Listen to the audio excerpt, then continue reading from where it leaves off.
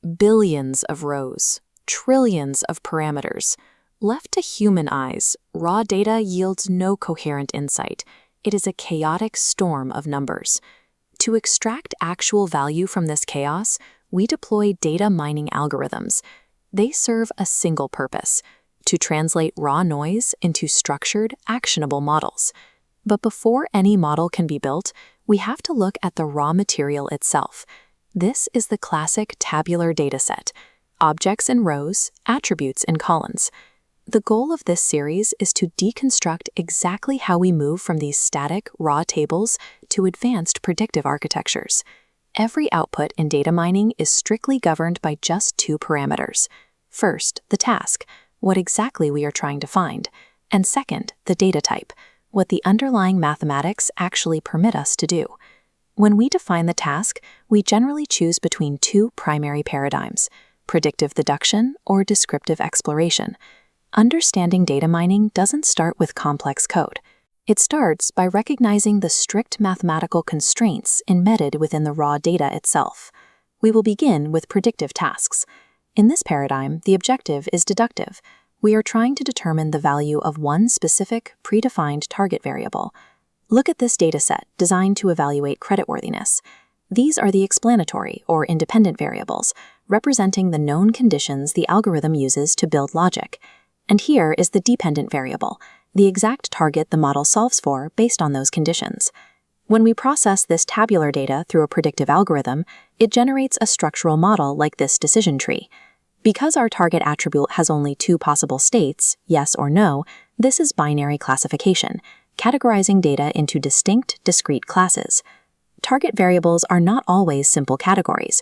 When we need to map inputs to continuous valued functions, we deploy regression models. Instead of a yes or no, a regression model calculates a highly specific, continuous numerical output based on the explanatory variables. Predictive models operate by forcing raw data through a strict deductive funnel. They are built to answer one highly specific, predetermined question. If predictive tasks answer a specific question, descriptive tasks operate in environments where there is no target variable to solve for at all. Here, the goal is purely exploratory. The algorithm parses the data to derive inherent correlations, patterns, and structural relationships organically. Clustering is a primary descriptive task. We begin with completely unlabeled data points. The algorithm groups them by maximizing similarity within a cluster, minimizing similarity between clusters. Distinct zones emerge without us telling the model what to look for. A second major descriptive task is anomaly, or outlier detection. Mathematically, an outlier is a single data point that refuses to comply with the general behavior of the surrounding dataset. Descriptive algorithms isolate these statistical deviations from the standard noise.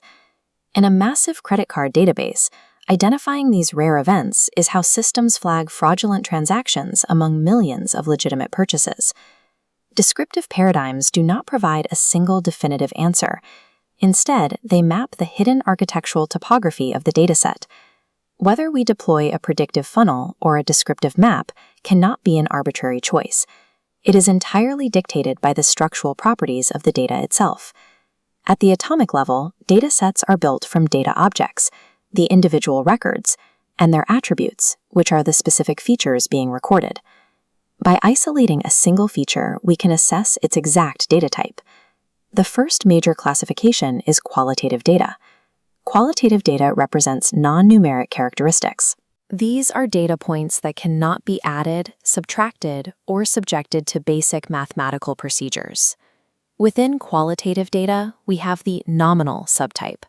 These values are merely symbols or categorical names that have absolutely no inherent mathematical order. A binary attribute, like true or false, 0 or 1, is simply a specialized two-state version of a nominal attribute. The second qualitative subtype is ordinal. These values possess a meaningful sequence, like small, medium, and large, but crucially, the exact mathematical magnitude between those categories remains unknown. We know large is bigger than medium, but not precisely by how much.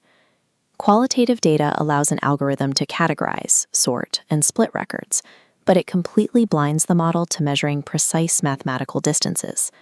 Distance measurements require the second major classification, quantitative data. Quantitative data represents measurable quantities using integer or real values. Because these are true numerical representations, quantitative attributes permit complex mathematical procedures, allowing algorithms to calculate precise means and variances. A key subtype here is the interval scale. Interval data is measured in equal size units, where the mathematical differences are strictly meaningful, but it lacks a true 0 point. Calendar years are a classic example. The 8-year distance between 2012 and 2020 is exact and measurable. The same applies to Celsius temperatures.